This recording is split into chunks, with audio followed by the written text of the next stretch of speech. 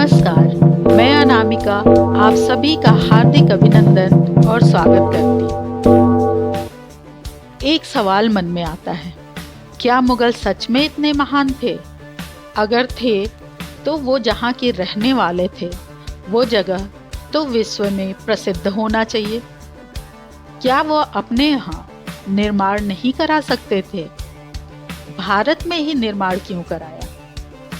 ये बहुत ही सोचने का विषय है, पर बचपन से मुगल महान पढ़ाकर देश की सरकार ने सोचने ही नहीं दिया।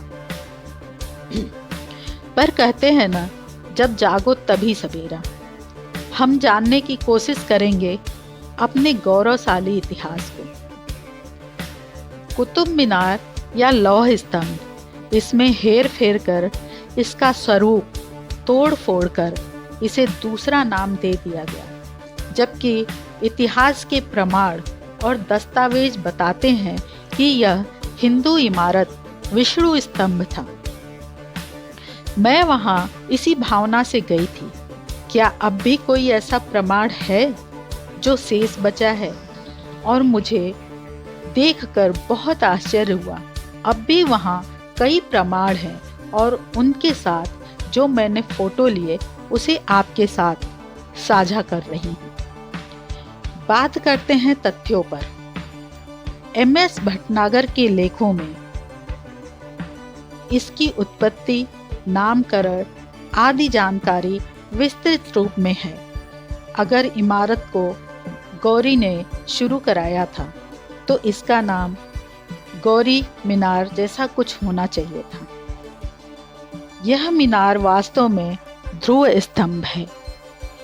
एक कथा के अनुसार राजा अनंतपाल को किसी ब्राह्मण ने सुझाव दिया कि यदि इस स्तंभ को अच्छी तरह से शेषनाग या बासुकी के सिर पर गाड़ दिया जाए तो जिस तरह से स्तंभ अटल रहेगा, वैसे ही आपका राज्य भी अटल रहेगा।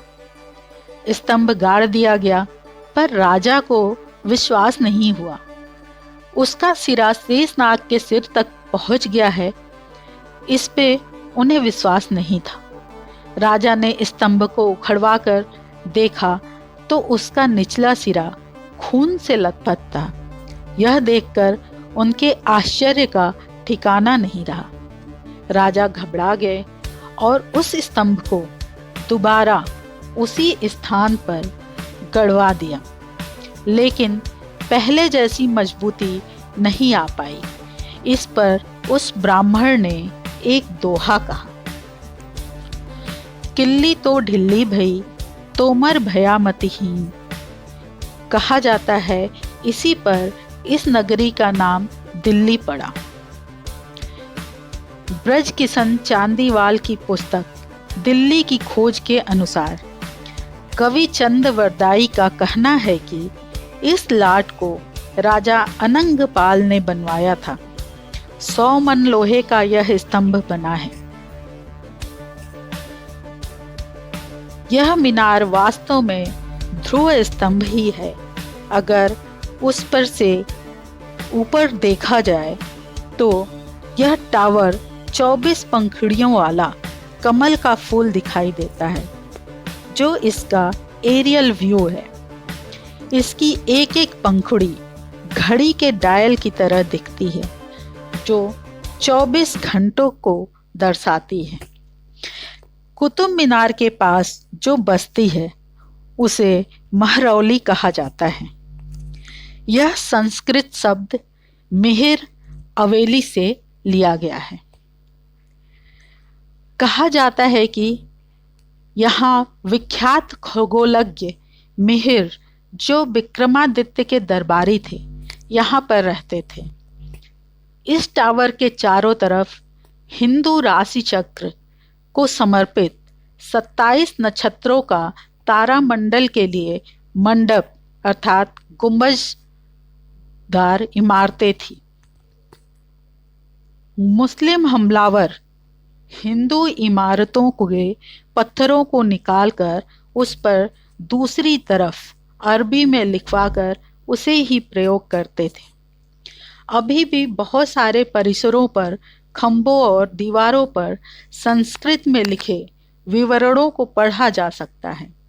बहुत सारी हिंदू देवताओं की मूर्तियां आज भी देखी जा सकती हैं। स्तंभ भी अलंकृत शैली यह सिद्ध करती है कि यह एक हिंदू इमारत है।